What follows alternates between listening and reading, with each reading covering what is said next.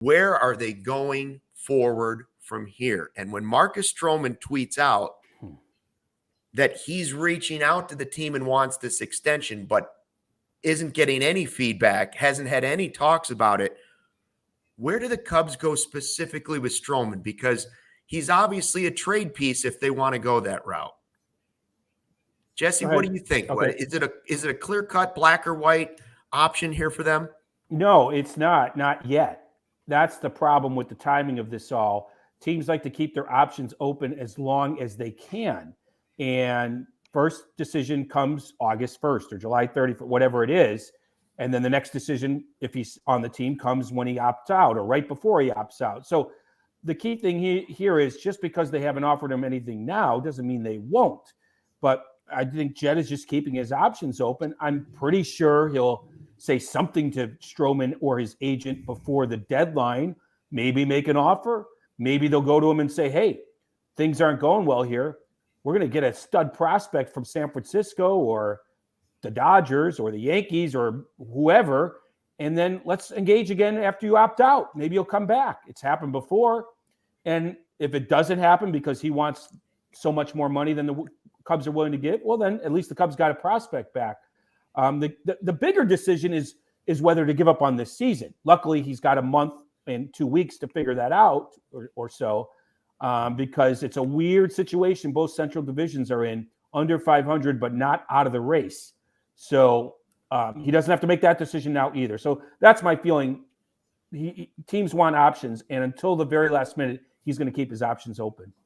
Yeah, I think the Cubs are in a really dangerous position as far as looking at the season, because you can fall into that trap of, oh, there's plenty of time left and it's a bad division. I think fans of both teams in this town are saying that, and I think it's a really bad thing. I think by this time, we kind of know who both teams are. If you look at some of the peripheral stats like run differential, expected win-loss record, where they stand in the key offensive and pitching categories, to me, it doesn't look good for either team. And I'm not buying into the whole weak division and plenty of time left. So, and then like Jesse said, they're in a tough spot. Stroman put them in a tough spot. And you know what? It's a negotiating ploy. Good for him. His record being what it is allowed him to make that tweet and to talk to reporters about how he wants to engage. He wants to put the pressure on them to get a new deal in here, because let's face it, he likes playing here. Everybody who comes here likes playing here. So I think that the Cubs are in a bit of a tough spot here. Fortunately, like Jesse says, there's still a little bit of time to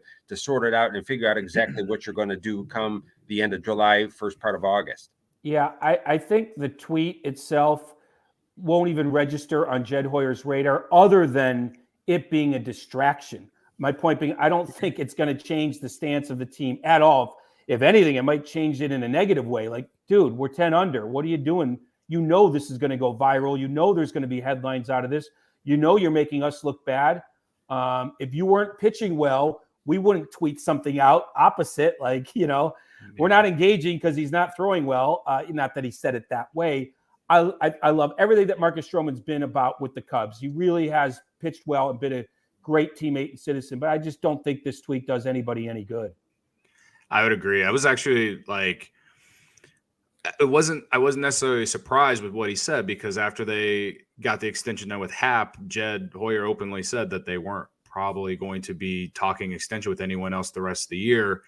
And then the team hasn't played well, and Stroman has been carrying them in his starts and stuff. And it just kind of started this whole thing.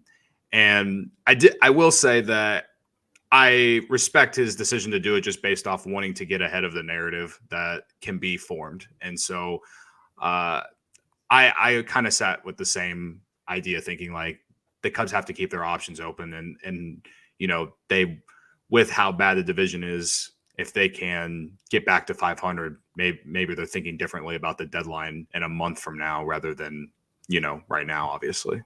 Well, Jesse, you mentioned the idea of coming back. Hamill did it. Chapman went back to the Yankees, but it doesn't happen that often, right? Like usually if a guy leaves, they're professional athletes. There's still usually a little bitterness unless something's been, you know, worked out ahead of time where he's like, okay, go ahead and do it. Because think of all the fans that were like, man, they should do that with Rizzo, or they should do that with Brian, or they should. every time we say, well, that is an option. If you're the Cubs, the other danger is if you do trade him and you get a prospect, okay, great.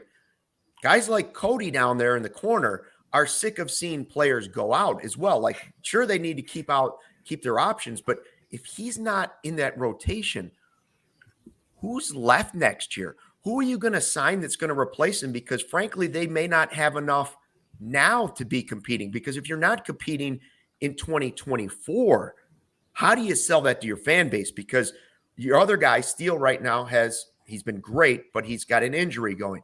Kyle Hendricks, well, he could be in the same situation. Hendricks, Smiley could be in that situation at the trade deadline. Stroman could be in that situation. Bellinger.